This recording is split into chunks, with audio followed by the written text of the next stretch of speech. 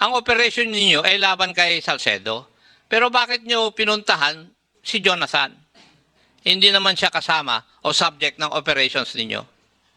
Pakipaliwanag po dito sa committee yon. Same manifestation, Your Honor. I invoke my rights against self-incrimination. Ang tapang nyo dun sa tao, pero pag nandito kayo, hindi kayo makapagsalita eh. Alam mo, kanina, ingat ka naman pa, Captain Herrera, nag-iiba-iba ka na ng lingwahe, ha? Kanina sabi mo, wala ka pa alas 3. Nandun ngayon sinasabi mo, 3:15, ha? Kanina sinabi mo, wala. Ano tinatanong ka ni Congressman Paduano? Wala ka pa, sabi mo, ng alas 3. Ngayon sinabi mo, 3:15, andun ka na. Same manifestation po, Your Honor. I invoke my rights against self-incrimination. Matanong ko nga. Ang operation ninyo ay laban kay Salcedo. Pero bakit nyo pinuntahan si Jonathan? Hindi naman siya kasama o subject ng operations ninyo. Pakipaliwanag po dito sa committee yon. Same manifestation, Your Honor. I invoke my rights against self-incrimination.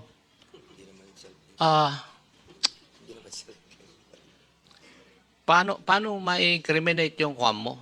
Yung sarili ninyo? Tinatanong ko tungkol sa operations ninyo. Hindi ba aspeto ito ng operations? Di ba? Inamin na nga ninyo na pinuntahan nyo si Jonathan eh. Ngayon, ang tinatanong ko lang, ano ang dahilan bakit pinasok ninyo o pinuntahan nyo si Jonathan, hindi naman siya subject ng inyong operations? Ano ang dahilan?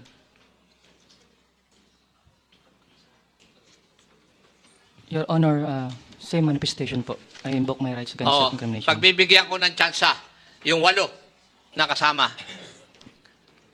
Ano ang masasabi ninyo? Wala kayong rason? Just like your boss? I invoke myself against self-incrimination. Sige, isa-isa, Your Honor. para malaman ko. Binigyan ko na kayo ng tsansa. Wala nang sisiyan to. I invoke my rights against Ano? self-incrimination. I invoke my rights against self-incrimination. Please speak louder, ha? Lapit nyo sa mic. Ang tapang nyo dun sa tao, pero pag nandito kayo, hindi kayo makapagsalita eh. Next. Sige, sunod-sunod na. Same manifestation, Your Honor. Ha? Same manifestation, Your Honor. Same manifestation. Next.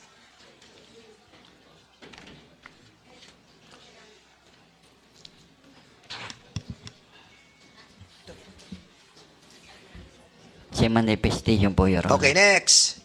Okay. Hindi, antayin natin para at least sure tayo na sinagot nila na Same one for manifestation all, po, all Your for Honor. one sila. Sige, go ahead. Same manifestation for Your Honor. Same manifestation po, Your Honor. Same manifestation po, Your Honor. Same manifestation po, Your Honor. Mr. Chairman, ako, napanood ko na to. Yeah, naulit na eh. Naulit na naman to. Oh, pero yung... But before may papasok lang ako kapraso. Kapraso lang to. Were you aware, Captain Herrera and the rest of the gang, kung tung si Reynalyn... Point of order, Mr. Chair. Yes. Let's not refer to them as gang. Hindi, grupo lang. The group, isa. the I group, mean, the group. and the rest of the group, I'm sorry. Si Reynalyn Rienzales. You all know that 2 days prior to your operation, she was here. She was crying, di ba? Because of the effect of the what happened during the election ng barangay. Alam niyo ba na nandito siya during that time? Alam niyo ba na nagte-testify siya sa committee to? Captain Herrera? No, Your Honor. I do not personally know the So, witness. lahat kayo, ganun ang sagot. Hindi nyo alam that you are interfering, nag-i-interfere kayo sa conduct of this committee because she was our witness and she was testifying during that time. And because of that interruption that you have done, yung tao natakot, di ba? Ayaw nang pumunta dito. But luckily, andito pa rin siya up to now and laying her life for this. So, Congressman Ako, please. Thank you, Mr. Chair. Binigyan na natin ng pagkakataon. RD, Region 4A, Philippine National Police. What is the status of their administrative case? The status of the admin case was Last June 4, Your Honor, there was already a pre-charge investigation report against Police Captain Aaron Herrera et al.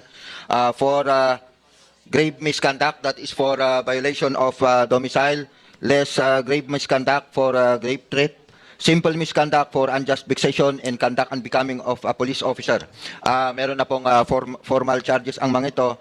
And ang pinaka-latest po is there will be a pre-hearing conference scheduled on June 13 to be conducted by yes, Your Honor.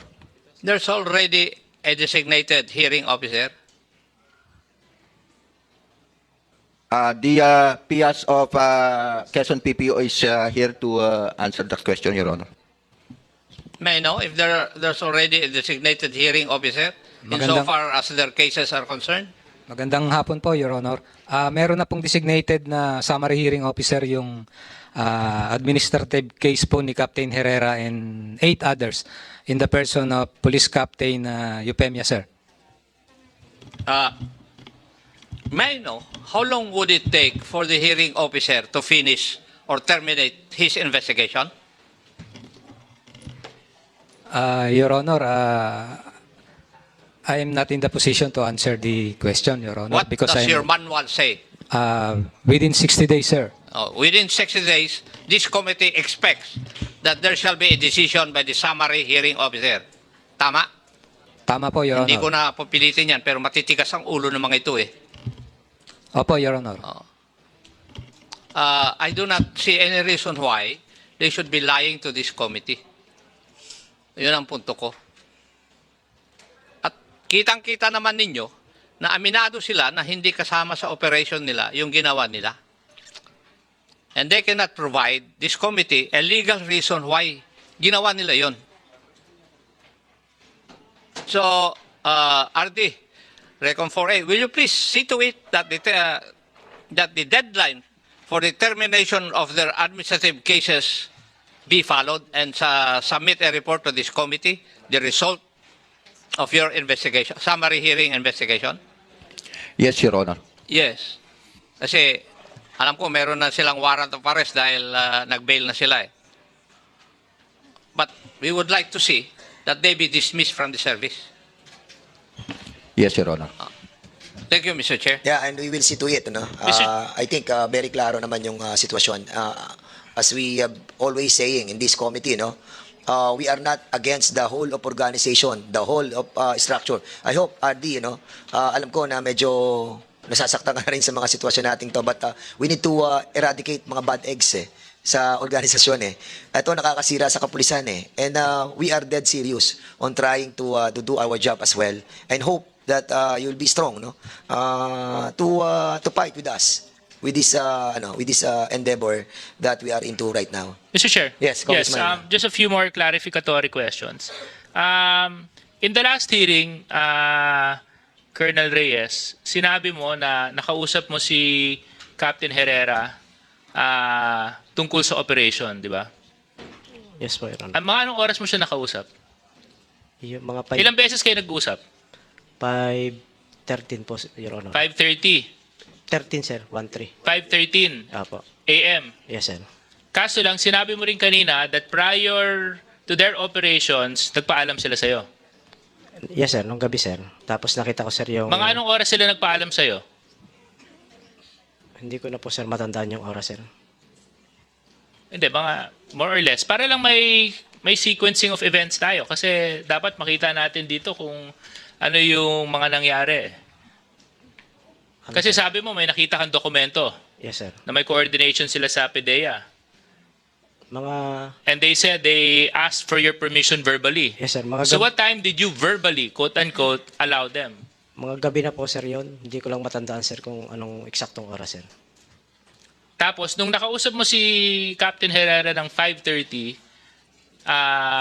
ano ang pinag-usapan ninyo? 5:13, sir. Kasi, sir, nung tumawag... 5:30, no? Yes, sir.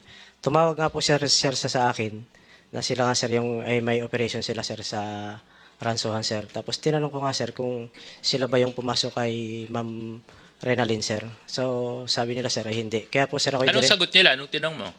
Hindi po, sir. Kaya sir ako ay dali-dali sir na ang, nagpunta. ang sagot nila hindi. Yes sir, hindi daw po sir. Hindi sila ang pumasok sa bahay ni Renalyn. Yes sir. Okay. Kaya nga po sir ako ay dali-daling pumunta kay Ma'am Renalyn sir. Kasama ko yung SWAT. So kung hindi sila ang pumasok sa bahay ni Ma'am Renalyn, sino ang nag-identify sa kanila?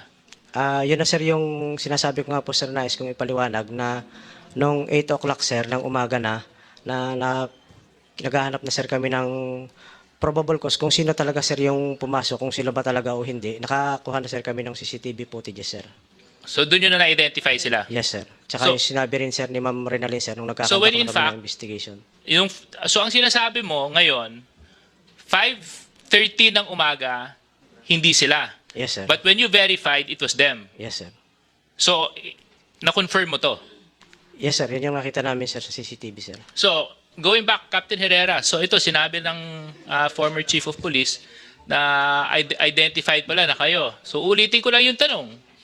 So, you were in Ransohan at 3 a.m.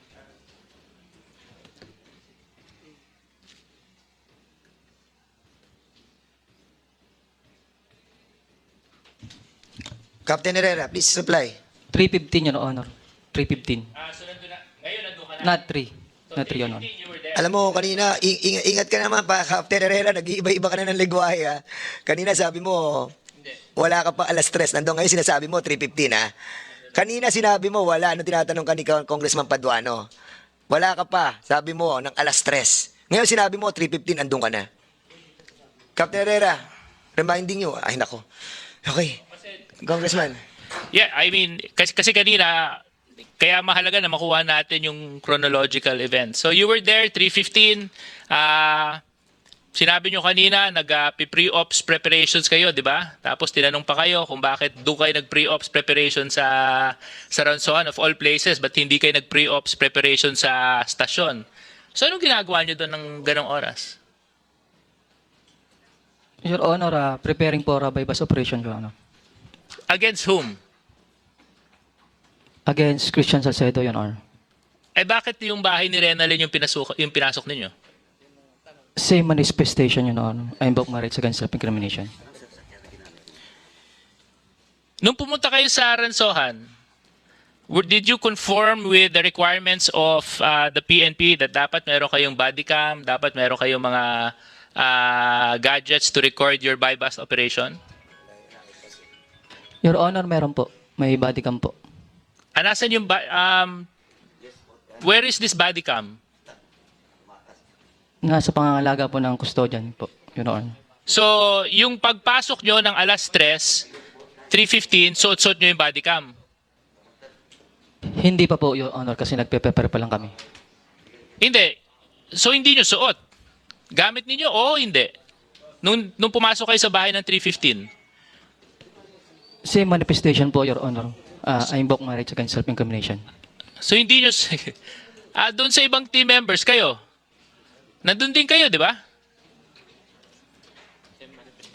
Same manifestation din sa lahat? Mr. Chair, can we ask for a 5-minute suspension? For what? What's the purpose? We're going to lead them to the another room? Yeah, maybe. I think it's time. Actually, Mr. Chair, I would like to reform my motion, instead call for an executive session, and maybe ask committee members with selected resource persons can talk. The Baka 3 persons that I mentioned. Yes. Okay, there's a motion to for a 5-minute suspension and inviting there's a second motion by Congressman Acop and inviting those 3 PNP officers that I mentioned a while ago. Any objection? Hearing none, the said motion is now approved. Okay, 5-minute suspension. So we'll be inviting the 3 personalities. Go to the other room, please. So we have heard, no, some testimony of the resource speakers a while ago. So would you like to ask some query, Congressman Mr. Paduano? Chairman, Please go ahead. My motion a while ago with regards to contempt to Captain Herrera, and it was also questioned by, clarified by Congressman Acop if all those 8, no, all those 8 PNP personnel will join the position of Captain Herrera. So, Mr. Chairman, just to clear it out, I just want to ask once again just want to ask once again, except for yung kalbo, Reyes, no? Except for Reyes. Reyes, hindi ka na kailangan mong sumagot. Gusto ko lang tanungin yung 8, and that includes Captain Herrera. Do you still stand with your position that you will not answer the query of this committee? Captain Herrera? Yes po, Your Honor. The next. Yes po, Your Honor. Okay. Sige, answer first. Yes, Go Your ahead. Yes po, Your Honor. Yes po, Your Honor. Yes po, Your Honor. Yes po, Your Honor. So, Chairman, all the 8 members of the Philippine National Police, which is subject of this investigation, still stands with their position. Now, Mr. Chairman, again, I move to cite in contempt those 8 PNP personnel, except for Reyes, and in violation of paragraph C, our provision on contempt. Okay. Refusal to answer relevant question in this committee, Mr. Chairman. There's a motion to cite in contempt the 8 PNP officials who have been involved on this operation, illegal operation, and this is duly seconded. Who is any second motion? Second motion. Duly seconded. Any objection? Hearing none, the said motion is now approved. The COMSEC and the Sergeant at Arms is hereby directed to bring along all those 8 personalities in the custody of this Congress. Second motion, Mr. Chairman. I know. So, Congressman Paduano, the penalty and also where to put those 8 personalities. Thank you, Chairman. Mr. Chairman, my second motion is to order the Sergeant to detain, no, in the premises of House premises, the 8 cited in contempt PNP officers for 30 days, Mr. Chairman, in violation of paragraph C of our rules. Thank you, Mr. Chairman. Mr. Chairman, 30 Yes, what days. is that the motion? Yes, that's my second motion, The Mr. second Chairman. motion is the how many days is the 30 days, Mr. Chairman. Whether the so there's a public can- motion that the penalty for these 8 PNP officers be meted out with a 30-day suspension, 30 days detention. Any second the motion? Duly seconded. Any objection? Hearing none, the said motion is now approved. Umani naman ito ng iba't ibang reaksyon mula sa ating mga netizens. Ayon kay Amelia Rica Ford, isipin nyo lagi na nasa PNP, na sa bawat kalokohan na gagawin nyo, tanggal sa trabaho ang kapalit, kahihiyan sa PNP at pagkatao nyo pati na sa pamilya nyo. Sana di na kayo tularan pa ng ibang pulis. Pahayag naman ni Roberto Janco, yan ang mga pulis pag nasaling ang ego, gagantihan ng tao na nakabangga, dapat lang sibakin mga yan, at huwag bigyan ng benepisyo na makukuha sa PNP. At ito naman ang saloobin mula sa ating kababayan na si Mila Corpus, dapat tanggalin sila sa serbisyo at ipagbawal na pumasok sa anumang sangay ng gobyerno, detain sa BJMP wag sa Kongreso. Mga kababayan, feel free to comment below para maglabas ng saloobin sa balitang ito.